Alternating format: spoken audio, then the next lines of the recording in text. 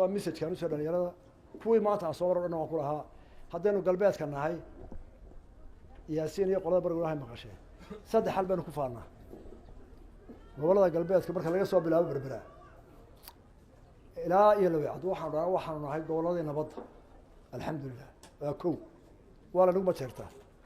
waxaanu nahay goboladii aqoonta alxamdulilah waa lanagu majeertaa waxaanu nahay goboladii cagaaraa taana waa lanaga sugayaa waxaanu sheeganay nabaddii inagu waanu fidinaa marka runta si aan isweydiinay innaga nabad mana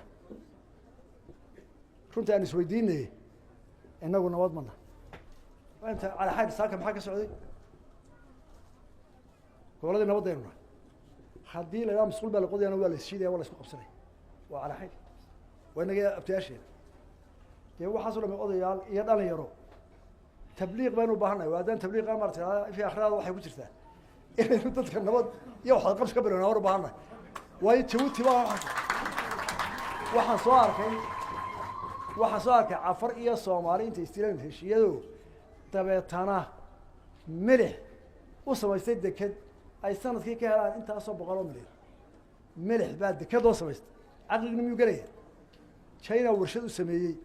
dekedna wuu u sameeyey maraakiib baa laga raraa dahabkaba tu aan laga helin baa laga helay intaasoo shaqaale intaasoo lacag insa wax lamid aynu hayno markaa nabaddii ah laynaga helo waxaynu dhaa dadkii aqoontaynu nahay aqoontii inagana haynaga muuqato halabuuraan keeno dadkana aan ku fidino waynaba innaga gobolada galbeedka waxaa tusaale ah oo sharaf u yeelay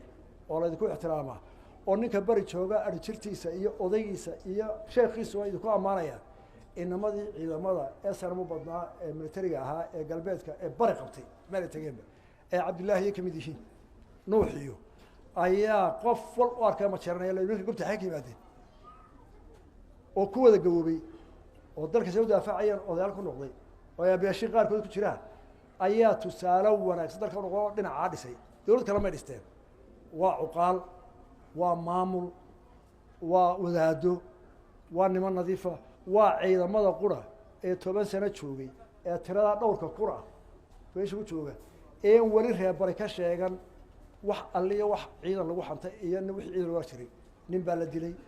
qof waddo lagu xiray gabar baa la faraxmeeyay nin baa laba nuusri waa loo kala xday xaasha kale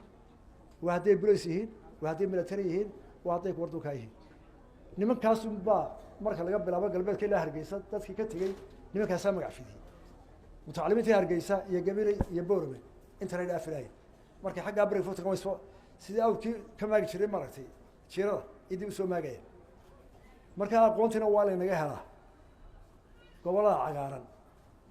cagaarkeena oo waxba dhoofino Yurub oo cagaar kuma aragno umana iibgeeno bariga oo markaanu bariga dhaa salaad keena ama meeda khudaar hilibka naga daayo waxay dhahdeen dee cagaarka sheegaysa wax ka keena ila khudaarti ma gaadho burcama dhaaftee qolada la tooga haraw ayaa Soomaaliland ku xoog weyn oo gaalka ciyaga gaarsan basal iyo xabad marka uu cagaarkoona ku faanay waa la inaga aqbalay laakiin aanu dhaafno wax soo baxaan beer wax ka soo baxaan aga bar xooga ma heli karto waayo beeradu dalsankii iyo carradii waa ka xumaatay aga bar oo si la aha ma xoog iyo dib baa lagu soo saaray ee ma kan galbeedna waxa ka hadlay halkan ilaa iyo laweecad ilaa iyo tawaga buuxa halkan abtiyaasheena ee nin walba qoobada hor taagay u shal hor taagay cari soo mar balaga gal adna ay soo dhaaf aad iyo aad baa mahadsantiin magaalada waxa dhalinyarada laga doonayaa taariikhdu way dhabaanaysaa sheeko laga warrami maayo magaaladana dad badan bay aniga rag kale ku leedahay oo ulmeena wax laga soo sameeyo waa in taalo la yiraahdo kuma raaga bidaan halkii laga dhisi lahaa qarashkooda soo waa mahadsantiin. Assalaamu calaykum warahmatullahi wabarakatuh.